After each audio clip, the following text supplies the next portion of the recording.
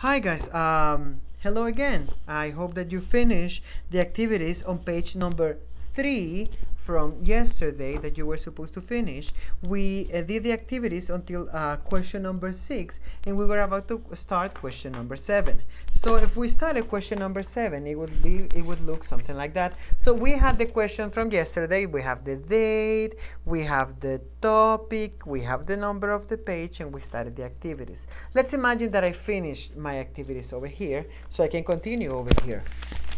I turn around my page, and I'm gonna write question number 7. Number 7. Name, remember all the questions with a pen. Name one thing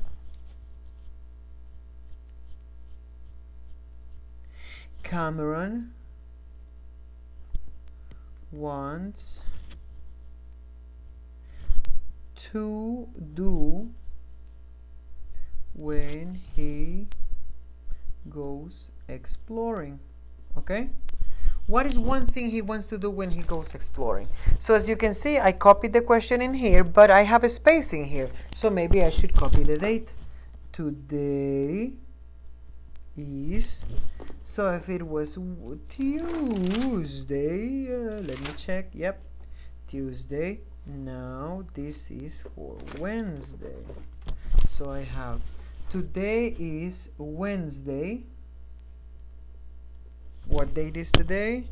Wednesday the 23rd, September 23rd, 2020. So this is how you are gonna do it. See, date. Today is Wednesday, September 23rd, 2020. Obviously, if you cannot do print yet, if you cannot do cursive yet, you can do print, but I asked Miss Lucia and she says that everybody can write in cursive already. And then we have the question number 7. Let's answer that question with a pencil. Pencil the answers, okay? So we have, name one thing Cameron wants to do when he goes exploring. He said that he wanted to go, or he wanted to explore an island, okay? So when we are answering questions for this class, we use complete sentences. So I am going to dictate what you are going to write for an answer this time. But remember, with time, you have to do it by yourself. Complete sentences. It says, name one thing Cameron wants to do when he goes exploring.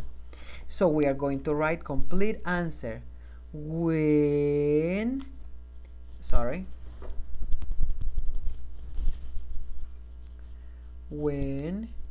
he goes exploring,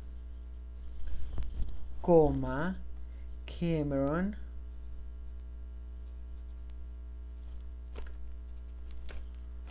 wants to go to the island. He wants to go to an island that is nearby. So this would be my question. Name one thing that Cameron wants to do when he goes exploring, and this would be my answer. When Cameron goes exploring, he wants to go to the island. So that is the way that you can answer a question in complete sentences. You have to include all the data from the question too.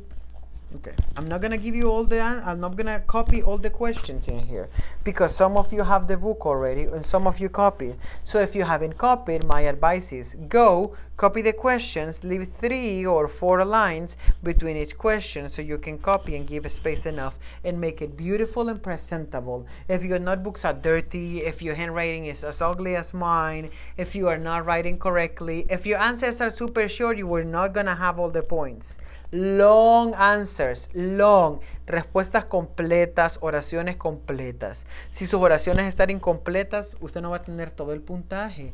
Siga instrucciones. It says in there, what does Cameron, name one thing Cameron wants to do when he goes exploring. So we could say, he wants to go fishing, or we can just say fishing. But that's not a complete answer. That is a no. That is an incorrect question. We have to write complete sentences. When he goes exploring, Cameron wants to go to the island. That's, or he wants to go fishing. Okay, let's do the next one. Write the words. Okay, so number 8. Write the words from the story that have the meanings below. That have the meanings below. So we have a set of words. We have change someone's mind, talked about, very small, ocean water that moves in out several times a day, not deep. This story is told in first person or third person. Whose point of view is it? First person is because the person that is living the story is telling the story. But if the person that is living the story is not telling the story, then that is in third person. For an example, if I tell you, once upon a time, Juanito was going to the field. That would be third person because I'm talking about Juanito. I'm not talking about myself. Or I can say, once upon a time in a beautiful land, there was a girl named Cinderella. Again, third person. I'm not talking about myself. I'm talking about someone else. But if I say, once upon a time there was a boy named Santos and he liked to explore the mountains, but he fell into a big hole full of rats. Scary, right? So that would be first person. When you are telling the adventures that you're living, then you are living in an adventure in first person. Then you have, do you think Cameron lives near a beach? Why or why not? So let's answer them. Number 8. I wrote the instructions. And now I'm going to write number 8. Change someone's mind. Changed someone's mind. So what is the meaning of someone's mind? As you can see in your book, there's a very small note in the bottom of every concept, so you can kind of know where the concept of the words are. For number 8 says paragraph 4. So changes someone's mind, it would be, okay, the pancakes convinced me, Grandpa, said Cameron, swinging his legs out of bed. So what would be the word that means to change someone's mind? Ding. Okay, for number 4, is it okay? Changing people's mind? No. Is it pancakes? No. Is it convinced? Maybe, because when you're convincing someone to do something that you want, you're changing their minds. So in here we can write convinced. See? Change someone's mind, convinced. Okay? Number 9. Talked about.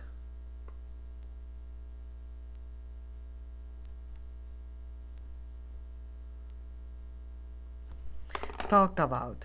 And then we go to paragraph number 6. Talked about would be my concept, but I need the word, the meaning that belongs that concept to.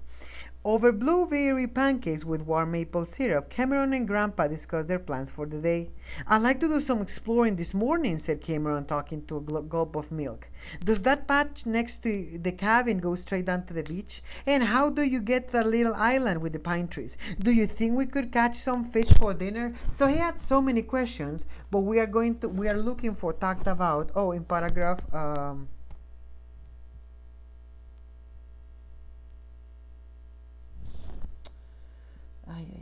6.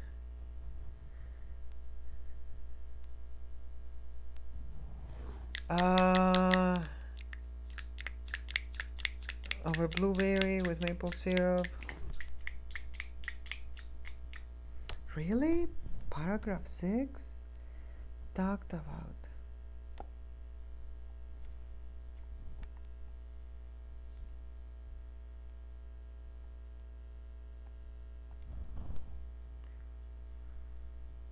Oh, no, wait. Yeah. 4, 6. Talk about. Well, that's very strange.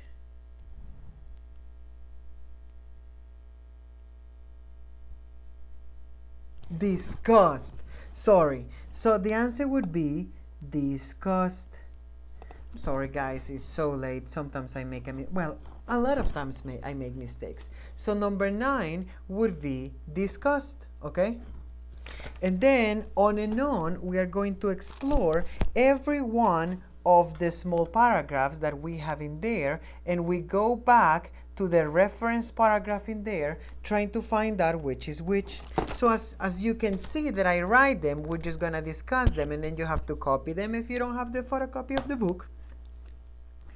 And if you have it, you can just use the part of the book. Number 10, very small. Now it says paragraph 10, Cameron was a few steps ahead of his grandfather. He stopped to look at a pool of water that had formed between some rocks. Look at this, Grandpa, shouted Cameron. It's like a miniature ocean.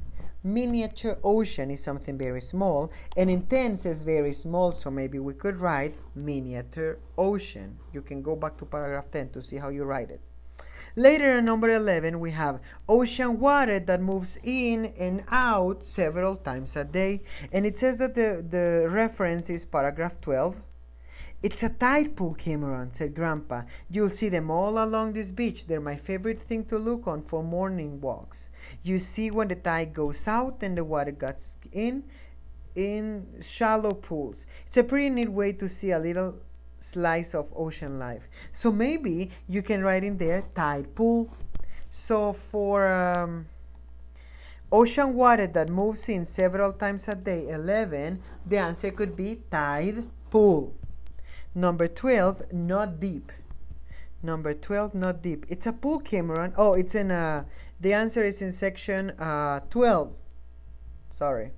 It's a tide pool, Cameron, said Grandpa. You'll see them all along this beach. They are my favorite thing to look for on my morning walks. You see, when the tide goes out and the water gets caught in the shallow pool, it's a pretty neat way to see a little slice of ocean.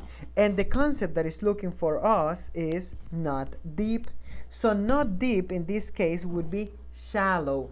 S-H-A-L-L-O-W.